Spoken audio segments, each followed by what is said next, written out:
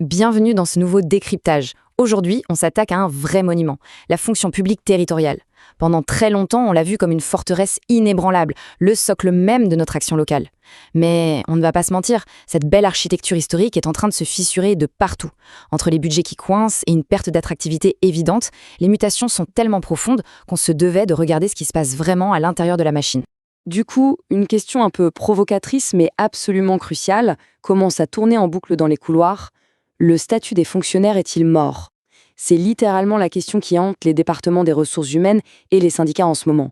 Et attention, ce n'est plus du tout un débat idéologique abstrait, c'est devenu un vrai casse-tête très opérationnel.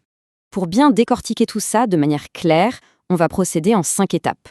On va d'abord voir le paradoxe du statut, puis la bascule des contractuels, les carrières au point mort, cette drôle de situation où l'on est à la fois protégé et précarisé, et enfin, le grand défi du service public.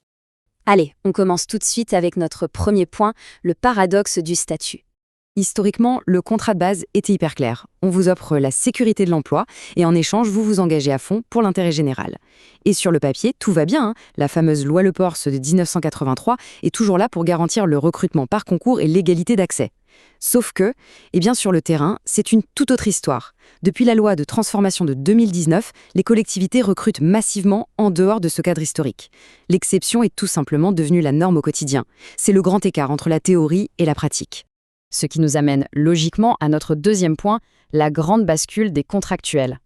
Alors pourquoi ce changement brutal ? Les employeurs publics galèrent vraiment pour attirer certains profils très demandés, par exemple dans le numérique ou le secteur médical.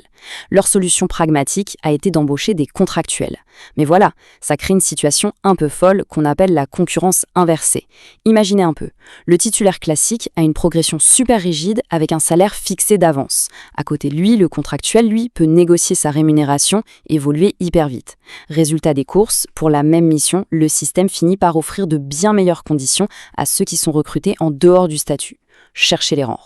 Troisième étape de notre analyse, des carrières qui se retrouvent complètement au point mort. Forcément, cette fameuse concurrence inversée, ça génère un gros malaise en interne. Avant, plus on avait d'ancienneté, plus on montait en grade. C'était la règle. Mais aujourd'hui, on assiste à un redoutable effet domino. L'avancement ralentit, les promotions se font rares et les budgets ultra serrés font fondre les postes d'encadrement. Psychologiquement, le coup est rude. Ce statut, qui était autrefois perçu comme un super tremplin, est carrément vécu aujourd'hui par beaucoup comme une cage de verre. On est intouchable juridiquement, oui, mais professionnellement, on se sent coincé. Passons au quatrième point qui est sans doute le plus frappant, des agents protégés, mais pourtant précarisés. Pendant des décennies, l'accord tacite, c'était d'accepter un salaire de départ un peu plus faible en échange d'une garantie d'emploi à vie. Bon, cet équilibre a complètement explosé, surtout pour les catégories C et B, les salaires les plus modestes. Le grand coupable en cette histoire, c'est le fameux point d'indice. C'est la métrique de base qui sert à calculer les salaires de toute la fonction publique. Comme il a été gelé à répétition au fil des ans, le pouvoir d'achat a pris un vrai coup. Avoir la sécurité de l'emploi, c'est super, mais ça perd vite de sa magie quand la fiche de paye ne permet plus de se loger ou de faire le plein d'essence dans certaines régions. Et c'est là qu'on arrive à ce constat assez vertigineux. Un agent titulaire peut aujourd'hui être juridiquement protégé, mais économiquement fragilisé. Le visage de la précarité a changé. Ce n'est plus juste une histoire de ne pas avoir de contrat à durée indéterminée. Non, la précarité s'est installée confortablement au cœur même du statut protecteur, sous la forme d'un vrai décrochage salarial chronique. Ce qui nous amène à notre cinquième et dernier point, le grand défi du service public. Au-delà de l'aspect purement financier, cette crise est aussi profondément symbolique.